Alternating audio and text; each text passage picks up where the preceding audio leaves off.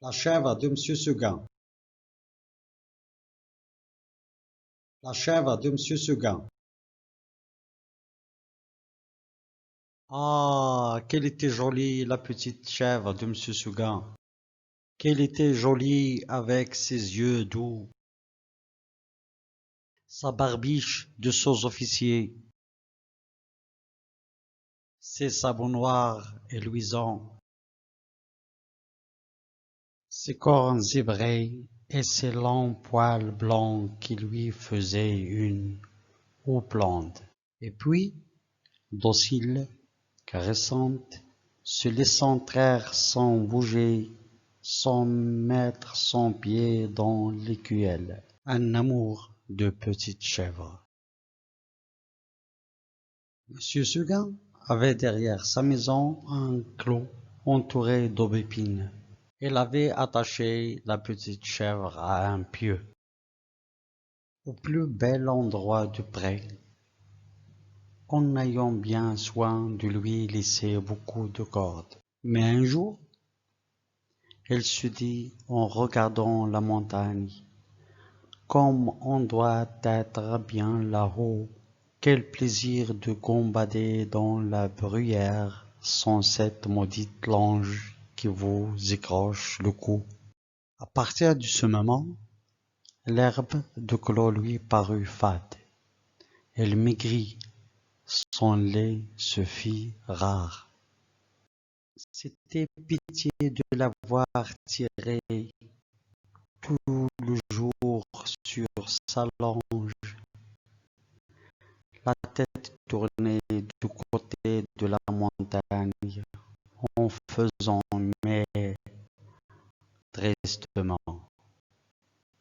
Monsieur Seguin s'apercevait bien que sa chèvre avait quelque chose, mais il ne savait pas que c'était.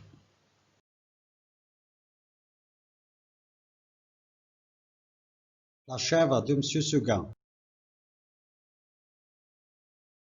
Ah, qu'elle était jolie, la petite chèvre de Monsieur Seguin. Qu'elle était jolie avec ses yeux doux, sa barbiche de sous-officier, ses sabots noirs et luisants, ses cornes zébrées et ses longs poils blancs qui lui faisaient une houppelande. Et puis, docile, caressante, se laissant traire sans bouger, sans mettre son pied dans l'écuelle. Un amour de petite chèvre. Monsieur Seguin avait derrière sa maison un clos entouré d'aubépines, au plus bel endroit du pré, en ayant bien soin de lui laisser beaucoup de cordes. Mais un jour, elle se dit en regardant la montagne, comme on doit être bien là-haut, quel plaisir de gambader dans la bruyère sans cette maudite longe qui vous écroche le cou.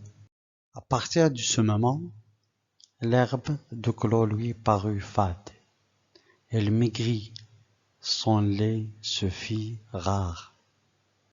C'était pitié de l'avoir tiré tout le jour sur sa longe, la tête tournée du côté de la montagne, en faisant mais tristement.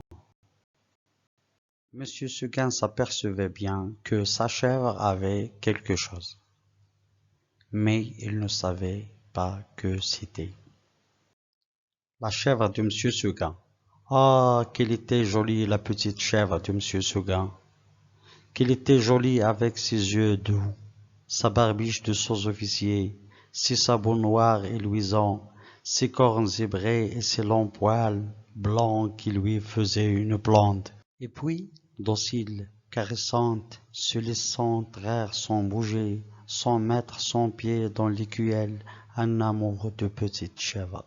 Monsieur Seguin avait derrière sa maison un clos entouré d'aubépines.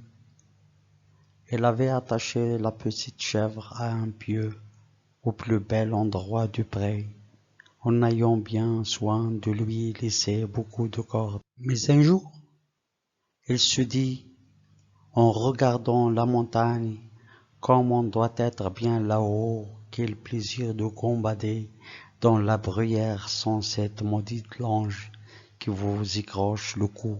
À partir de ce moment, l'herbe de clos lui parut fade, il maigrit, son lait se fit rare, c'était pitié de l'avoir tiré tout le jour sur sa lange, la tête tournée du côté de la montagne en faisant meyer tristement. Monsieur Seguin s'apercevait bien que sa chèvre avait quelque chose, mais il ne savait pas ce que c'était. La chèvre de Monsieur Seguin.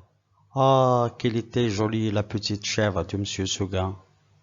Qu'elle était jolie avec ses yeux doux, sa barbiche de sous-officier, ses sabots noirs et luisants, ses cornes zébrées et ses longs poils blancs qui lui faisaient une blonde.